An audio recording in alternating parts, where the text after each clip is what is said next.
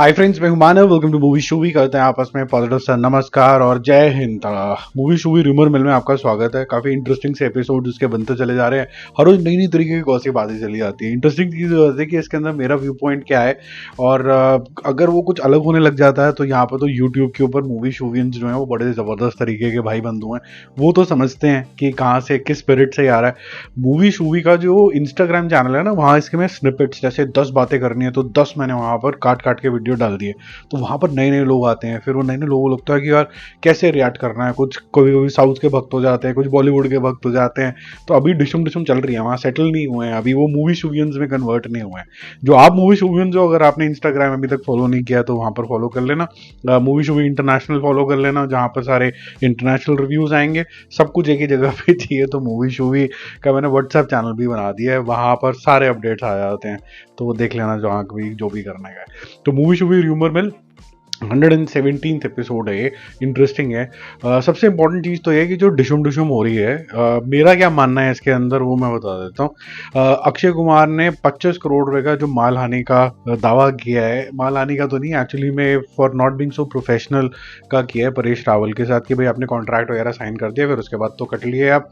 तो ये जो स्ट्रैटेजी है पूरी, मुझे लगता है कि ये सिर्फ अपने अपने इंटरेस्ट को सिक्योर करने वाली नहीं है कि अक्षय कुमार ने पहले सिक्योर करे राइट्स, फिर परेश रावल इसके अंदर आए, अचानक से एक दिन कल्टी हो गए।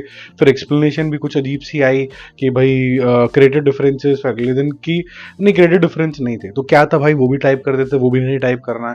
तो मुझे ऐसा लगता है कि क्योंकि इसका टाइटल हेरा फेरी है, they are trying to create certain kind of a hype, और ये प्रमोशनल स्ट्रैटेजी है। ठीक है, तो अल्टीमेटली ये सब कुछ होएगा बनेगा, मैंने कल भी बोला था, ये फर्स्ट क्लास तरीके से जो है मेरे को लगता है कि चलता रहेगा मामला, ऐसे ही खिंचातानी। यहाँ तक कि जो अभी एक इंटरव्यू आया है सुनील शेट्टी का, होते मुझे तो पता ही नहीं कि परेश रावल चले गए हैं। तो मूवी शूट के अंदर जा चुकी है, शूट के अंदर एज एन प्री प्रोडक्शन के अंदर जा चुकी है। कौन सा आर्टिस्ट है कौन सा नहीं है, इतने जो तिगड़ी है उसमें से किसी को नहीं पता। तो ये थोड़ा सा मजाक ही हो रहा है मेरे ख्याल से ऑडियंस के साथ, ताकि इसकी हाइप बन पाए। मुझे ऐसा लगता है ये एक्चुअली में कोई केस नहीं है। ठीक है, अगर ऐसा ही होगा तो सबको बहुत मजे आ जाएंगे। ये हेरा फेरी की यहीं से शुरुआत हो गई है। अच्छा, अब सेकंड नंबर पे चलते हैं, जो कि काफी ज्यादा अच्छी बुरी और अजीब सी हुई खबर है। इसके अंदर अचानक से टाइगर श्रॉफ की तारीफें होने लग गई है, टाइगर श्रॉफ की बागी 4 ट्रेंड होने लग गई है। अब बोलो यार ये क्या हो गया, मैं भी देखा यार ये कैसे ट्रेंड हो गया। यार टाइगर श्रॉफ को मिस कर रहे हैं, अभी तक तो साला सारे गाली दे रहे थे उसको, अचानक से वो फेवरेट बन गया लोगों का। जैसी वॉर 2 का टीजर आया आज जूनियर एनटीआर के बर्थडे वाले दिन, तो पहला जो रिएक्शन था, कि मैंने भी आई बैट के ऊपर देखा था, तो मैंने टीवी के ऊपर नहीं देखा था, आपके साथ ही जो सुबह रिएक्शन कर रहा था, तो उस पर तो ठीक लग रहा था, क्योंकि अब जो पिक्चर मॉड्यूलेशन जो होती है आईपैड के ऊपर तो बहुत अच्छा हो जाता है। उसके बाद जब टीवी के ऊपर देखते हो तो कहीं ना कहीं वीएफएक्स के अंदर थोड़ी सी चीटिंग सी लगती है। ऐसा लग रहा है कि थोड़ा सा जल्दीबाजी का काम तो नहीं कर दिया, क्योंकि जूनियर एनटीआर के बर्थडे वाले दिन ये रिलीज करना था। ऐसा भी हो सकता है क्योंकि वाईआरएफ है वो कच्ची पिट्टी करता नहीं, और वाईआरएफ का जो स्टैंडर्ड्स हैं वीएफएक्स के, वो रेड चिली से भी एक नॉच ऊपर है, जिनको नहीं पता है। ठीक है, आप उनकी कोई भी पुरानी पिक्चर उठा लो, वो कोई बहुत ही नेक्स्ट लेवल पे चले जाते हैं। अच्छी कलर ग्रेडिंग का मतलब अच्छा वीएफएक्स नहीं होता है। ठीक है, रियल लगे वो तो आप अगर वाईआरएफ के चैनल पे जा सकते हो और उनका देखो वीएफएक्स बिहाइंड द सीन्स कैसे होता है, और उसके रिजल्ट्स देखो, बहुत ही औसम है। अब ये जो है सब लोग बोलने लगे कि जूनियर एनटीआर का जो प्रेजेंटेशन है वो अच्छा नहीं है पहले तो, और मजा नहीं आया। दूसरा, जो टाइगर श्रॉफ ने जिस तरीके की टक्कर दी थी ऋतिक रोशन को, तो ये तो उसके आसपास भी नहीं है, ऐसा ट्रेंड होने लग गया। यहाँ तक कि इनके फेस के कोई एक्सप्रेशन नहीं है, ये बोलने लग गए।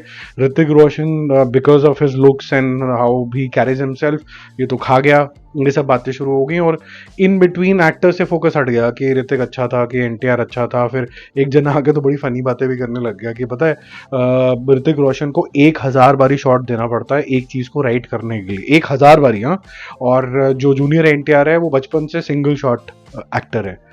तो मतलब ऐसी ऐसी बातें भी शुरू होगी फनी फनी, लेकिन ये सब चीज जो है धीरे धीरे धीरे धीरे करके हट गई, और उसके बाद सीधा एक ही फोकस आ गया कि भी वीएफएक्स खराब है। और उसके बाद फिर एक वो रोड़े बरोड़े आते हैं ना, वो कहते हैं कि जी मोदी साहब ने बोल दिया है कि जो आपके ये स्पाई यूनिवर्स बन रहे हैं, ये तो प्रो पाकिस्तान है और ये सब है, ये सब भी बोलने लग गए। जबकि टाइगर जिंदा है का खुद ने मोदी साहब ने रेफरेंस दिया हुआ, उनका वीडियो ये वायरल भी हुआ था। तो ये जो रोड़े बरोड़े उनसे थोड़ा सा दूर रहो, क्योंकि ये सिर्फ नेगेटिविटी के ऊपर ही जो करते हैं, प्रॉस्पर करते हैं। इनका जो हम जैसे खुशी स्माइल के ऊपर जो होते हैं ब्रीड करते हैं, ये सैडनेस के ऊपर दो जनों को लड़ा के जो होता है खुश रहते हैं।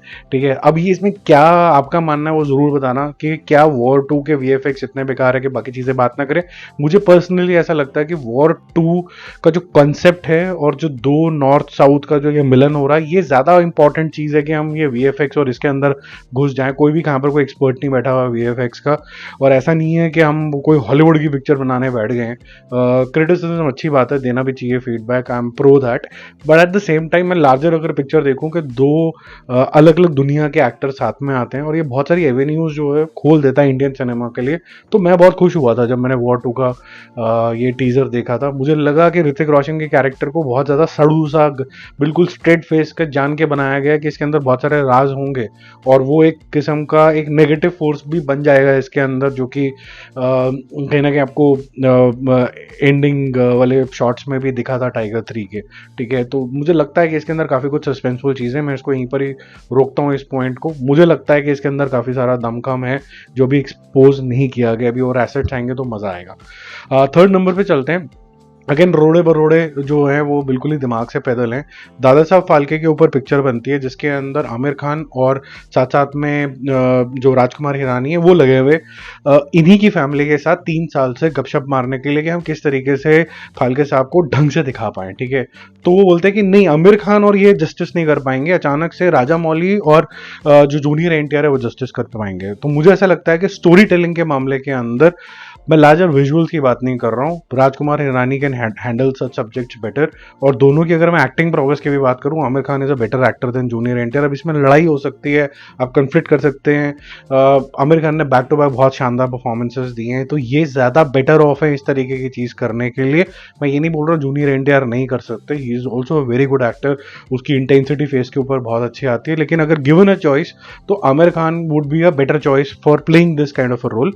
प्लस इफ सबरी has to handle this kind of a subject, मेरे ख्याल से वैसे भी राजा मौली इसके प्रोड्यूसर ही थे, डायरेक्टर वो भी नहीं थे, लेकिन जो ढंग से हैंडल कर सकते हैं इस तरीके के इमोशनल सब्जेक्ट को, एक स्पिरिटेड चीज को, हल्का सा ह्यूमर भी डाल सकते हैं, जो वो राजकुमार हिरानी है। अभी दोनों आपस में लड़ मरे हैं। ठीक है, और ये रोड़े बड़ोड़े बोलने लगे हैं कि जी ये लोग ज्यादा अच्छे हैंडल कर लेंगे, जिन्होंने दो बातें भी नहीं करी हैं परिवार से, वो ज्यादा अच्छे तरीके से हैंडल कर लेंगे। इन बिटवीन आमिर खान और जो ये राजकुमार हिरानी साहब है, उन्होंने बोला कि 30 अप्रैल 2027 को जब 157 बर्थ एनिवर्सरी होगा फाल्के साहब का, तब हम इस पिक्चर को रिलीज भी करेंगे। अक्टूबर से इसकी प्री प्रोडक्शन भी शुरू हो रही है। मुझे लगता है कि pre production will also depend on कि सितारे जमीन पे कैसे जाती है और आमिर खान का मेंटल फ्रेमवर्क किस तरीके का होता है, जो कि डिस्टर्ब होने वाला है। मैं आगे बात करूंगा कि उसका क्या होने वाला है सितारे जमीन का। इसको भी पाक करते हैं। फोर्थ नंबर पे चलते हैं। किंग का तो ऑफिशियल तरीके का एक अनाउंसमेंट आ गया, तो इसके अंदर कोई अब इफ एंड बट नहीं बचा है। इसके अंदर सिद्धार्थ आनंद ने खुद ही बोल दिया कि कल से इसकी शूटिंग चालू है। थैंक यू वेरी मच के पोस्ट वोस्ट भी हो गए एक्स के ऊपर, ट्विटर के ऊपर। 22 मई को सुहाना का बर्थडे भी आता है, तो क्या उस दिन कुछ आप एक्सपेक्ट कर सकते हो कि कुछ ऑफिशियल कोई लोगो, या फिर अभी इतनी जल्दी तो फोटो शूट वगैरह ये सब तो पता नहीं हुआ है कि नहीं हुआ है, या सीक्रेटली हुआ है, तो कहीं कुछ ऐसा कुछ अनाउंसमेंट आ सकता है कि नहीं आ सकता है, we don't know. But at least मेरे ख्याल से एक अच्छा सा लोगो से अनाउंसमेंट जरूर हो सकती है इसकी, वो भी मोशन पोस्टर टाइप सा कुछ, मोशन लोगो टाइप सा कुछ ऐसा कर सकते हैं, क्योंकि उस दिन उनका बर्थडे होगा, तो ऐसा करा जा सकता है। फिफ्थ नंबर पे चलते हैं। पठान 2 में जो विलन की कंटेंशन के अंदर सबसे आगे चल रहा है इस टाइम वो है अल्लू अर्जुन। जैसे कि वहां पर जूनियर एनटीआर आ गए, साउथ के एक बड़े स्टार, यहाँ पर अल्लू अर्जुन। ये बहुत ही खतरनाक होगा, क्योंकि ये दोनों ही बहुत ही डायनामिक पर्सनैलिटी हैं। Allu Arjun well accepted in north belt and south, of course south, और यहाँ पर पैन इंडिया जेन्युइनली रीच रखने वाले, पैन इंटरनेशनल एक्चुअली में, इंटरनेशनली भी काफ़ी नाम है इनका। शाहरुख खान। तो ये गजबी लेवल का कुछ खोल देगी दरवाजे। अगर पठान जो है वो 1100-1200 करोड़ करती है, पुष्पा जो है 1800 करोड़ करती है, ये दोनों तो कंबाइंड मेरे ख्याल से 3000 करोड़ लेके आ जाएंगे। तो 3000 करोड़ मतलब आ जाएंगे बिल्कुल 100%, अगर ये जो विलन वाला जो रोल है वो अल्लू अर्जुन को मिल जाता है। और इससे जो ये कह सकते हैं कि स्पाई यूनिवर्स बॉलीवुड की पिक्चर नहीं रह जाती, फिर ये इंडियन मूवी बन जाती है। मैं तो 2-3 साल से इंडियन मूवीज, इंडियन सिनेमा बोलते बोलते थक गया हूँ। खैर एनीवेज, ये अगर हो जाता तो बहुत अच्छा है। 6 नंबर पे चलते हैं फटाफट से। 10 अगस्त को फाइनली फर्जी का सीजन 2 आ रहा है, जिसके लिए 45 करोड़ रुपए मिले हैं शाहिद कपूर को। अच्छा है, मतलब कमाओ भैया, बहुत सारे कमाओ, इतने कमाओ कि 7 नंबर की न्यूज़ में कमाई के ऊपर ही है। विजय वर्मा ने अभी अभी थोड़ा सा स्टारडम देखा है, ऐसा नहीं कह सकते कि वो बिल्कुल he is arrived in life. OTT के बलबूते पे वो ज़्यादा दिखे हैं, पिक्चर्स में थोड़े कम दिखे हैं, लेकिन उन्होंने जुहू में सी फेसिंग अपने मर्जी का घर ले लिया है। और आपको पता है सी फेसिंग जुहू के अंदर घर लेने का मतलब मल्टीपल करोड़। तो कॉन्ग्रेचुलेशन, हार्डवर्क हमेशा पेज। और उनका जो पोस्ट आया मुझे देख के अच्छा लगा कि पीपल आर नॉट ग्रोइंग। सिर्फ एक मूवीज एक एवेन्यू नहीं है, ओटीटी भी एक बहुत ही इंपॉर्टेंट तरीके का करियर चॉइस हो सकता है, और विजय वर्मा ने वो करके दिखाया। तो congratulations to him and all the very best. Hopefully जो घर है उनके परिवार के लिए, जब कभी भी वो शादी करेंगे, जिससे भी करेंगे, सब सुख समृद्धि लाए।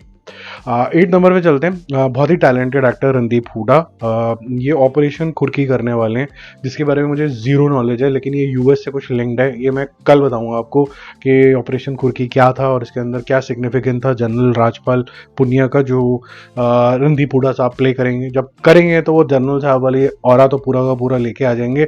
मैंने आज तक जो मिलिट्री मैन का बेस्ट रिप्रेजेंटेशन देखा है वो सैम बहादुर देखा है। वो अगर दिमाग से ये हटा पाते तो इनके लिए अचीवमेंट होगी। ये बेस्ट रिप्रेजेंटेशन देखा है मैंने कि आप घुस ही गए हो उस कैरेक्टर के अंदर, आप वही लगने लग गए हो, पहचान में ही नहीं आ रहा, मतलब विकी कौशल दिखा ही नहीं। और इनमें भी वो दम है, ये उस तरह की एक्टिंग कर सकते हैं। अब जैसे मैं बोल रहा था सितारे ज़मीन पर 9 नंबर की जो हमारी न्यूज़ है, देखो जो बदनामी करनी थी आमिर खान की वो तो हो चुकी है, जो रीमेक के ऊपर तोहमत लगनी थी वो भी, ये दोनों बातें सही हैं। जो उनका इंक्लिनेशन वो तुर्की वाला जो हुआ वो भी सही बात है। पैरेलली अगर हम देखें करेक्शन पॉइंट्स क्या हैं, तो वो इंडिया के बारे में लगातार बोलते हुए आए हैं ऑपरेशन सिंदूर वगैरह के अंदर, मैंने खुद ऑब्जर्व किया है। और साथ साथ में ये जो ऑपरेशन सिंदूर टाइमली ही हुआ था, लेकिन ये हुआ था स्टोरी के फॉर्म में, ये पोस्ट के फॉर्म में नहीं हुआ, वो उड़ा भी। फिर बाद में इन्होंने इंडिया का ही अपना फ्लैग, अपना आइडेंटिटी बना लिया, जो इनका सोशल मीडिया का प्रोफाइल है, जो प्रोडक्शन हाउस का है, जो एक मेरे ख्याल से बहुत अच्छा जेस्टर है। अब देखो, या तो छाती पीट लो, ठीक है कि भाई अब ये क्या कर दिया, ये क्या कर दिया, ये क्या कर दिया। अगर किसी के दिमाग में कोई गिल्ट है और अगर वो एक किस्म का सॉरी फील कर रहा है और बोल नहीं पा रहा है, लेकिन रिप्रेजेंट कर रहा है थ्रू इंडियन फ्लैग की तो इज्जत करनी चाहिए मेरे ख्याल से, इससे बड़ा कुछ नहीं होता। और जो इनकी फिल्मों की चॉइस भी रही है मेरे समझ के हिसाब से, वो इंडिया की बेटरमेंट के लिए, चाहे वो एजुकेशन सिस्टम के लिए हो, चाहे फिर फेमिनिज्म के लिए हो, जिसके लिए भी हो, वो बेटरमेंट के लिए रही है। तो मेरे दिमाग में तो ये लगा कि मैं इनको माफ़ी दूं कि नहीं दूं, ये मैं कॉन्टेम्पलेशन कर रहा था जब तक मैंने बिहाइंड द सीन ऑफ सितारे ज़मीन तक नहीं देखा था।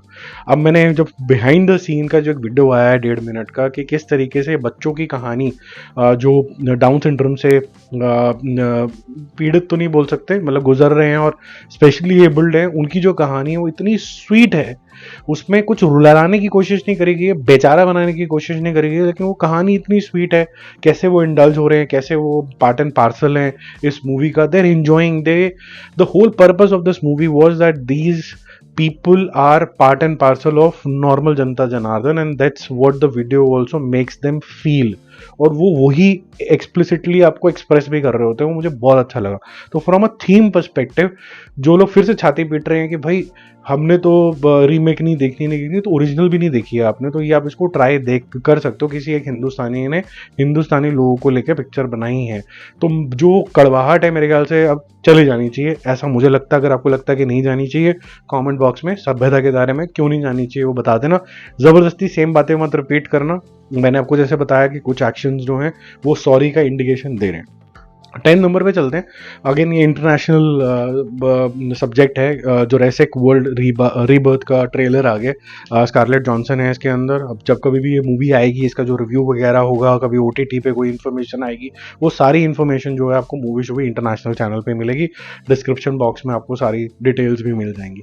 अब देखो, इसका जो ट्रेलर आता है वो इस तरीके से आता है कि एक बहुत कोई साइंटिफिक ब्रेक थ्रू हुआ है, जो कुछ निकालेंगे बड़े से डायनासोर के अंदर, लार्जर डायनासोर के अंदर से, और वो कहीं ना कहीं ह्यूमंस को एक नई तरीके की बीमारियों से इजाद दे सकता है, काफ़ी मौतें रुक सकती हैं, इस तरीके का कुछ है। तो स्कारलेट जॉनसन और उसकी टीम जाती हैं और एक ऐसा आइलैंड दिखाया गया जहाँ पर फर्स्ट एवर जोरेसिक वर्ल्ड या जो भी पार्क उसको बोला गया था, वहाँ पर इसके एक्सपेरिमेंट्स हुए थे और वहाँ पर कुछ बड़े बड़े खूंखार तरीके के आपको डायनासोर दिखते हैं। अब ये इनको बच के वापस आना है।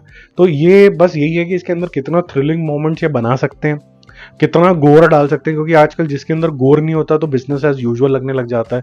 कितना स्केयर क्रिएट करते हैं, क्योंकि ऐसे क्रीचर सर्वाइवल के अंदर अगर आप सिर्फ ये देखो ना कि मेरे को बस खा के चला गया वो, तो और कोई इमोशन नहीं आया, बस बाकी आगे लोग भागे जा रहे हैं, वो जो डर की भावना होती है, कंसर्न की होती है, 1 मिनट का जो पॉज होता है, वो थोड़ा सा मिसिंग होता चला जा रहा है। और जिन मूवीज में वो होता है वो बहुत ज़्यादा अप्रिशिएट हो जाती हैं सर्वाइवल मूवीज। तो ये भी एक सर्वाइवल तरीके की मूवी होगी, और अगर ये एलिमेंट इसके अंदर हुआ तो ये फिर बहुत आगे जाएगी।